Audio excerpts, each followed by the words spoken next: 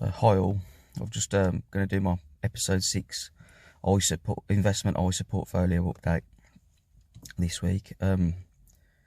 First of all, the portfolio overall has increased £650 this week in value. The performance on the stocks that I've brought into this portfolio is 8.7% increase this week, whereas the UK market is down 1.7%.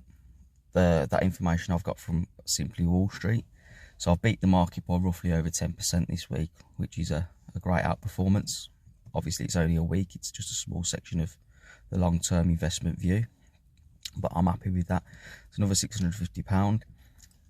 I've brought one high growth stock this week, which we'll be going through in a minute. That's based after a good earnings report. And obviously, there's quite a few positives to take from that. The price has dipped in the stock this week.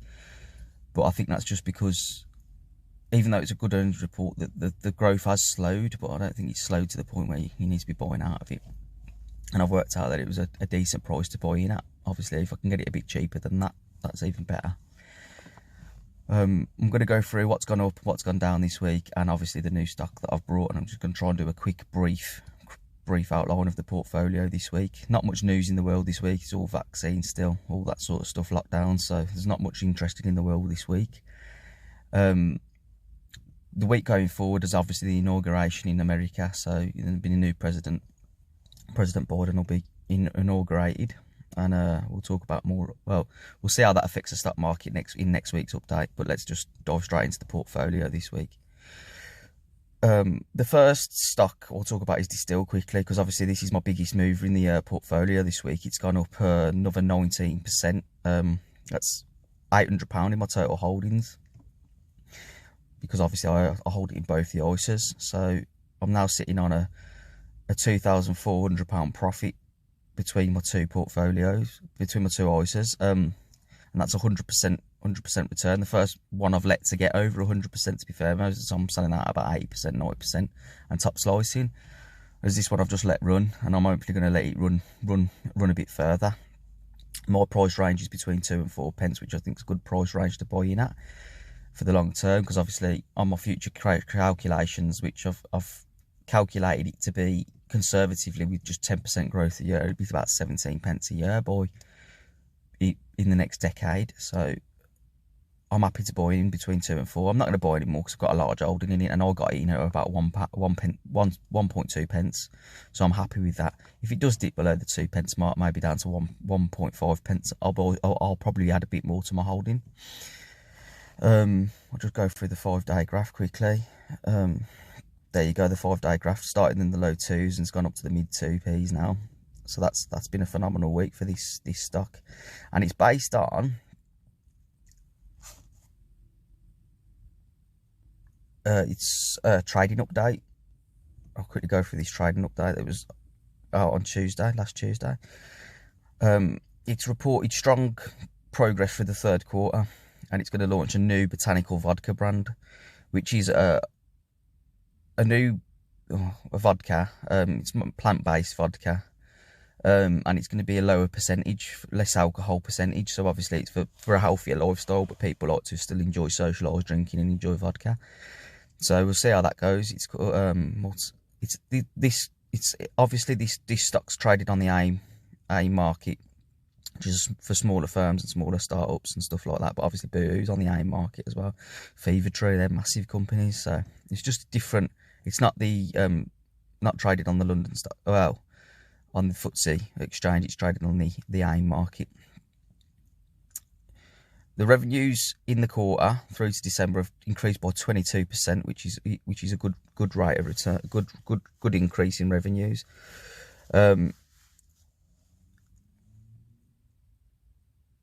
Revenues for the 9 months ended in December grew 70% over the same period a year earlier. So it's 70% higher than it was a year ago, revenues.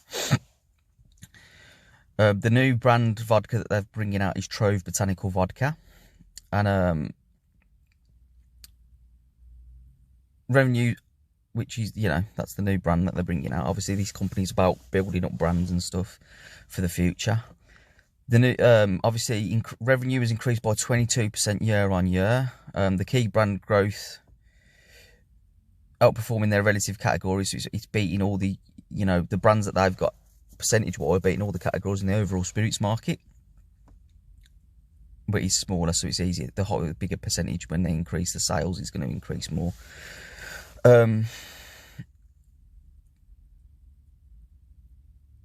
So cumulative sales revenues year on year for the 9 months through to December is 70%, with domestic sales growing 60% and exports up 200%.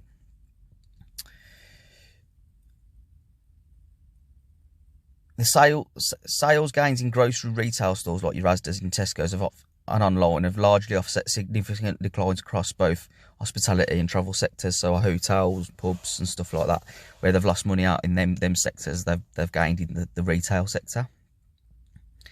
Obviously, that's changed what they've been selling in the brand mix. So Red Leg Spice rums increased by 21% year on year. Blackwoods gins advanced by 41%, while the company saw a 25% in Blavad vodka due to its volume being weighted towards duty-free retail, and that's obviously a given, considering no one's really been travelling. The airports have been, empty this last year anyway due to COVID.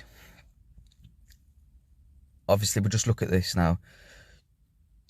The company's first new product launch in 2021 will be in February as a new-to-the-world brand, Trove, targeting emerging customers' trends towards lower alcohol by volume, offering to suit more balanced lifestyles. We have worked in the partnership with the master distiller Simon Wedgwood to create an all-natural botanical spirit and deliver some complexity of flavours and rich mouthful of full-strength spirits at just 30%.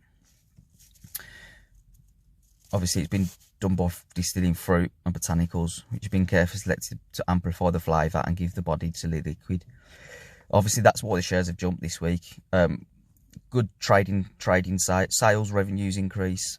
That's all positive for the third quarter. And obviously, the new product being launched, which we'll see how that goes. It might have a negative effect on the price in the future. Let's quickly go through that one. Now we'll just go to the Lifetime ISA.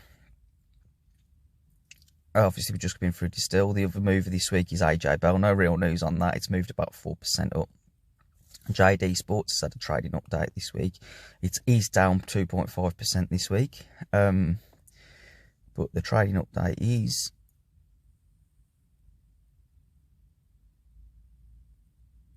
A retailer said it expects its profits to outrun full year to be at least 400 million. So they've said it's going to be significantly ahead of the current market expectations of around 295 million. JD said revenues for 22 weeks to 2nd of January 2021 in like-for-like businesses were more than 5% ahead of prior year as consumers readily watch between physical and digital channels. Obviously, it talks about COVID-19 and how that's going to affect it, and they can't really give guidance. It's obviously its store's going to be closed till about Easter. And then obviously Russ Mould at AJ Bell has said, with the pandemic going on, a guide to the expectations, to guide for profit ahead of expectations despite a massive restriction resulting from COVID is a mammoth achievement. So that just shows how strong the business model is and how strong the business is and the brand itself. It talks about obviously its long-term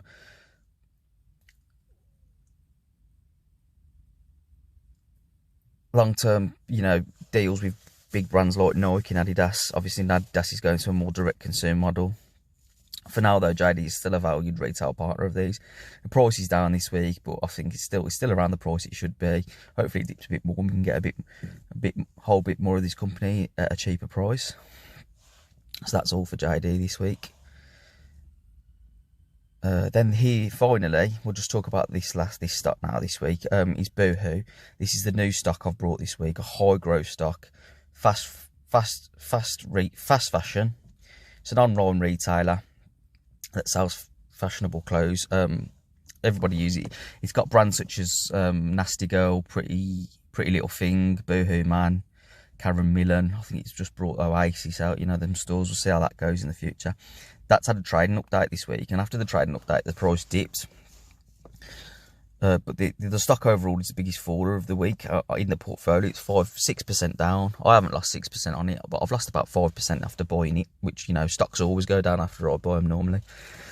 So that's not a terrible sign. Obviously, I think it's priced anywhere between £2 and £4 based on, the future growth prospects is a good price. £2 being more of the margin of safety. and £4 being more of the price where it should currently be at. So I brought in about 350, and it's gone down to 337 since. And as you can see from the 5-day, before the trading update, it was sitting around the 370. I think people were waiting for the trading update, and then obviously what they've done is it's at the higher end of its 52-week high, and they've just sold out and took some profits because it was a good trading update, which is why I've brought in. But I don't think it was as high as expected. Obviously, it's still, growth is still high, but it's not as high as it was previously in the year.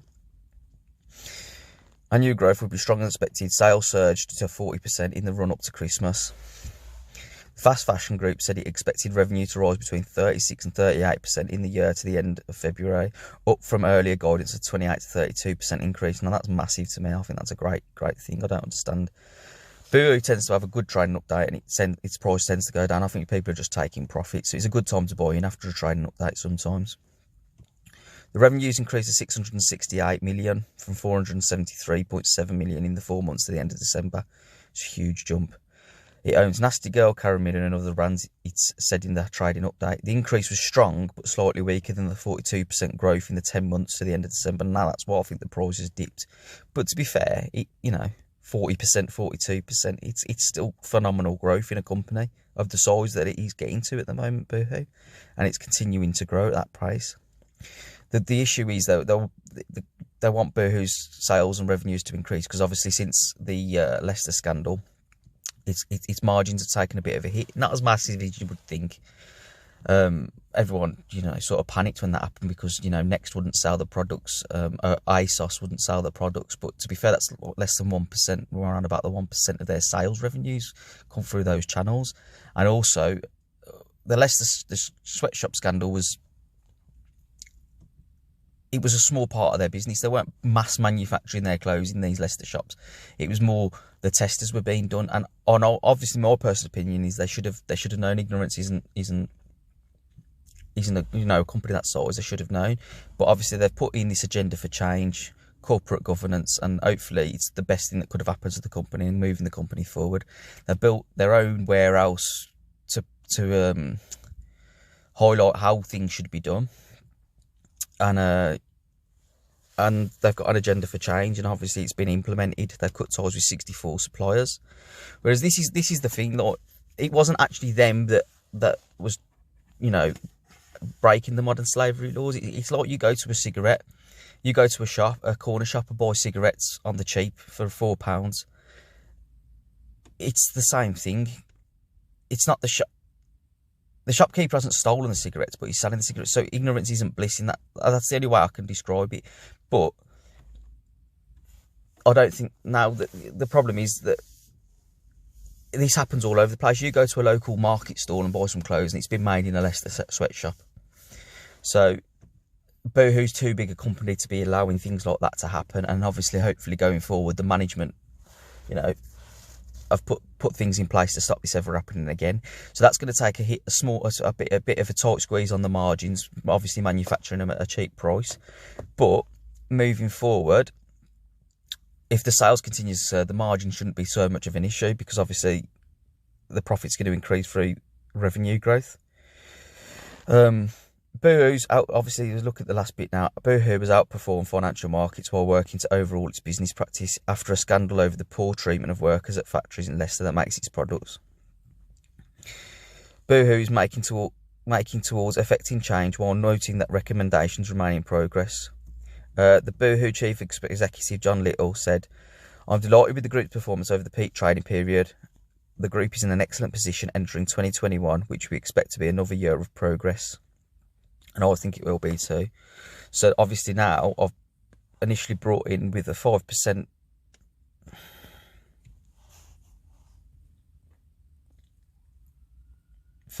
position in Boohoo, as I've done with all my positions this year. And obviously I'm gonna, if it goes down to a lower price, a margin of safety price, I'm gonna buy a bit more of Boohoo, because I think it's a good long-term UK high growth stock. And it's already delivered, but I don't think it's too late to buy into this stock. And obviously I'll probably do a video on it anyway, an analysis video. Thanks for watching today. It's a bit shorter, I hope. what I'm going to be doing this week is I'm going to be doing my 2021 vision, 2021 investment strategy video, and also hopefully is now the time to invest video on Boohoo with a bit more analysis and a bit more info on the story of the company, and whether it's a good buying opportunity or a good selling opportunity. Obviously, I'd just like to put it out there, I'm not a financial advisor. Do your own research. I'm not recommending to buy or sell any of these stocks. I'm just taking you through what I've done this week and hopefully giving you some ideas and to invest yourself for the future. But obviously, please consult a financial expert before investing or do your own research. If you want to make any comments in the comment section to discuss what your thoughts are on stocks, if there's any good stocks in the UK that you think are worth looking at, please comment in the section. Could I just ask you to subscribe to the channel, hit the notification bell so you can get weekly updates on my portfolio as hopefully it increases in size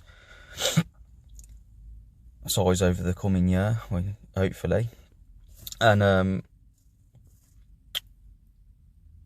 hit the like button please, just for the YouTube algorithm more than anything. Obviously get this video out there, seen by more people. I hope you enjoyed the video today. Have a good week. Till next week. Peace out.